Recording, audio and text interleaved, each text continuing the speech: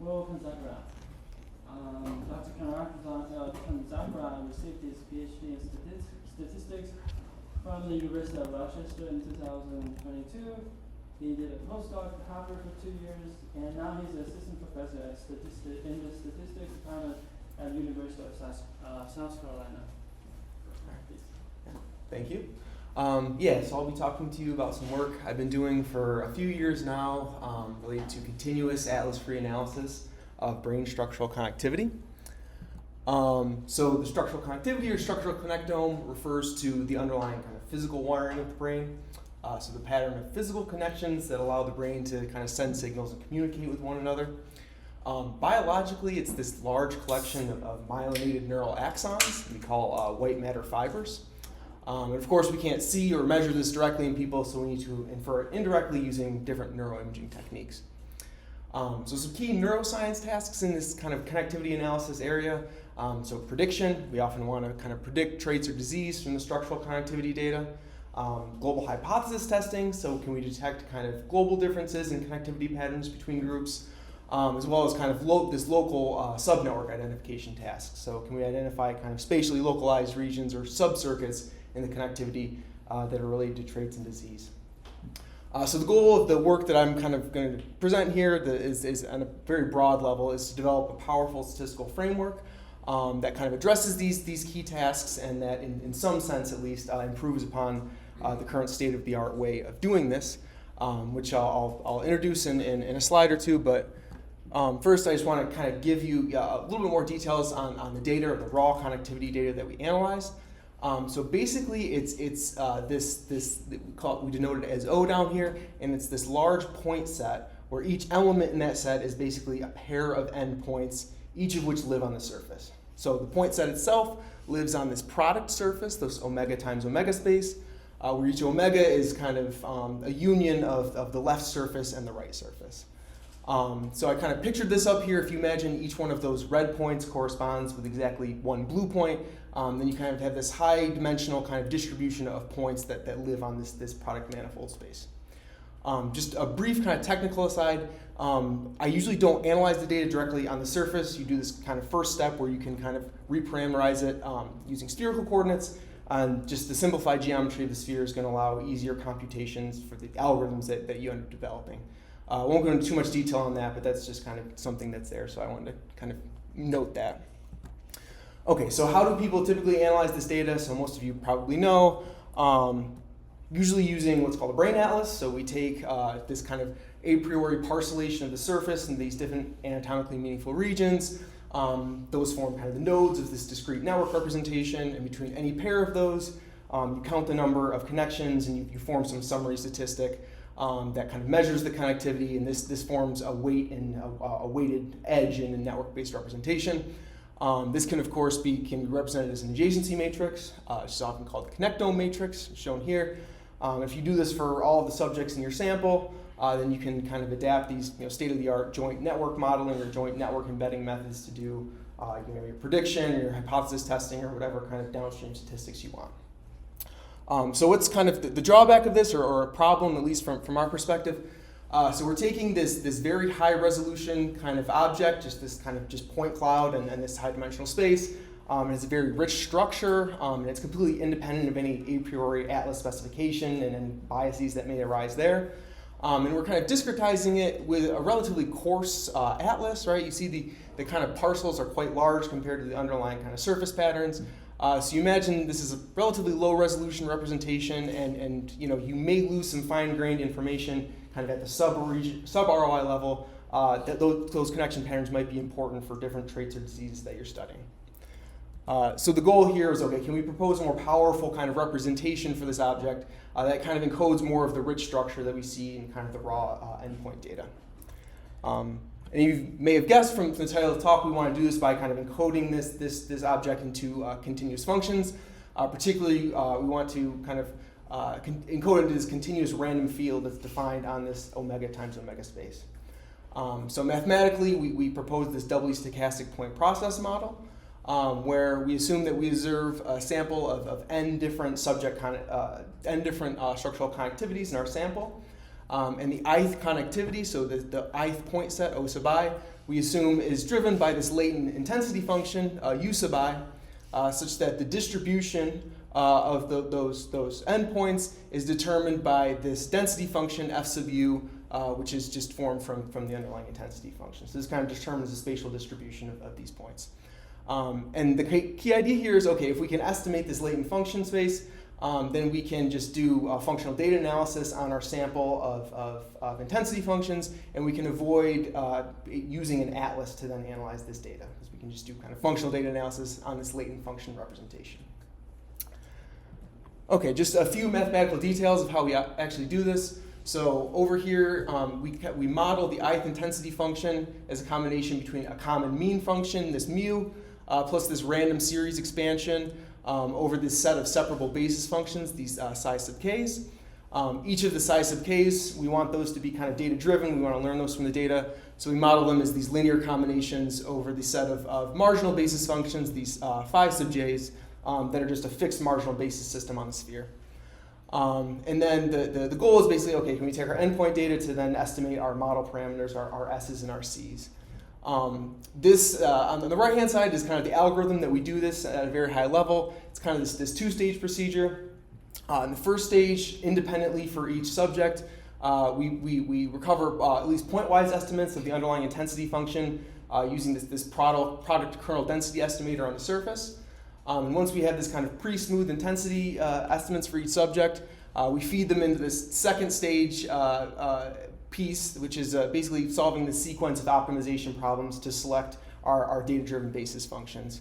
So specifically at the kth step, we identify the basis function whose kind of rank 1 function space forms the highest average correlation with residual across the sample, where the residual is formed down here by taking your functional data and subtracting off its projection onto the previously selected basis functions.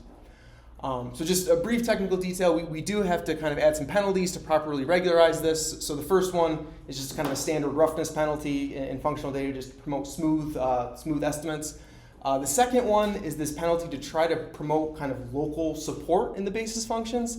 And this is going to be important for the subnetwork identification task that I'll talk about in the next slide.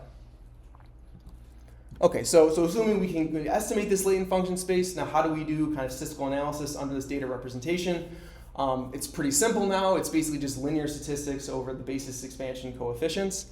So if you want to do some prediction, now you can just use your basis coefficients as a feature vector in whatever downstream predictive model you want. If you have a global test that you want to run, now you just have two samples of vectors, and you can form some global tests to distinguish or determine whether or not they were drawn from the same distribution. For the subnetwork identification task, it was a little bit more subtle, trying to adapt this to the continuous domain. But we ended up defining this object, the continuous subnetwork cover, which down here is defined as the union of the support sets of the learned basis functions, whose coefficients were determined to be different between groups. So this is where that local support property of the basis function comes in handy, because it allows us to relate hypothesis tests on the coefficients to kind of spatially localized regions on this omega times omega space where the connectivity might be different. Okay, so that's a high-level view of the method. Now kind of see how it works on some real data.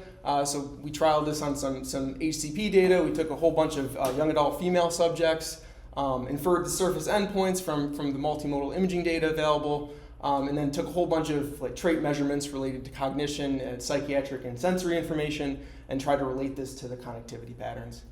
And here, the comparisons, we wanted to look at our kind of continuous model and compare it to kind of the state of the art in doing these joint network modeling or joint network embedding with respect to several kind of standard atlas-based discretizations of the connectome.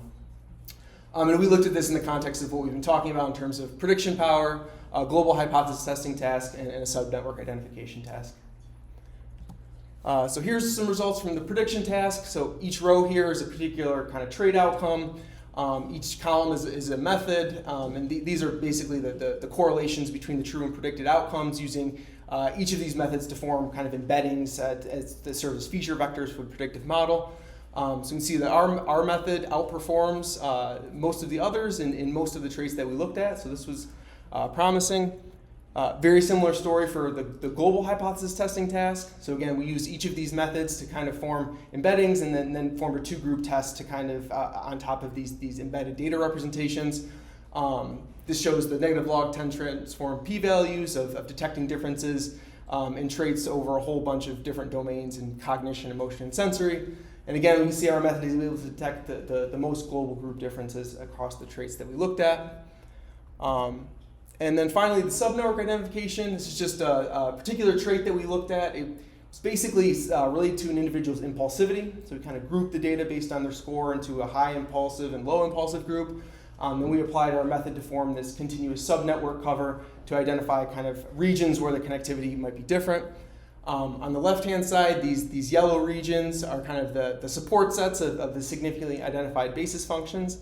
And then to kind of visualize this high-dimensional set, this subnetwork cover, you can basically take a standard atlas and then integrate with respect to that atlas over the covered set to at least get some idea visually of what kind of standard regions this subnetwork is covering. And when we did that, we found high coverage in a region or over a subnetwork that we went back to the literature and has been well indicated in the task fMRI literature as being related to impulsivity. So this was comforting that we found some at least qualitative correspondence between the structural and functional networks implied for this. So that's kind of a high level of what we've done so far. In the last few slides, I just want to talk a little bit about kind of where we've been going with this and what we've been working on. So if you remember in the algorithm, we had this first stage where we did the point-wise smoothing with the product kernel density estimator. We want to get rid of this. It's very slow when you have lots of connections. And if you want to do kind of point-wise inference on like these really high-fidelity surface meshes that you get from FreeSurfer with hundreds of thousands of vertices, it just doesn't scale because again you have to look at pairs of vertices and it's just way too slow. KD has very, very bad scaling properties. And also the fits, because you typically select kind of one bandwidth, a spatially constant bandwidth, you end up sometimes with regions where you kind of over and under smooth because the underlying function has different smoothness properties in different spatial regions. So in any case, our solution to this is to kind of propose this global parameterization of the intensity function using this manifold adapted deep neural network architecture that we've been developing. Kind of high-level pros of this method is it's mesh-free. It works directly on the endpoint pattern coordinates. It's also scalable in the sense that we took care to make sure no parameters or computations had any sort of exponential scaling in the dimension of the domain, which can be problematic when you're estimating functions on multidimensional spaces. So it should, when we release the code, it should be run in a relatively reasonable amount of time if you want to use it.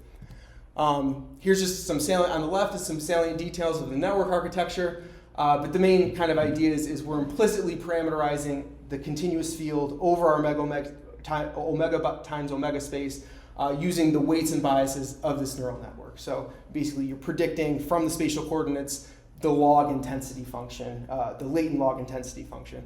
And then you want to learn those weights of the network from the endpoints that you observe. And to do that, we propose this penalized likelihood approach up here on the top right. So the first two terms in that are from the likelihood, and then we also impose this smoothness prior using kind of differential operators in the space to kind of properly regularize our solution.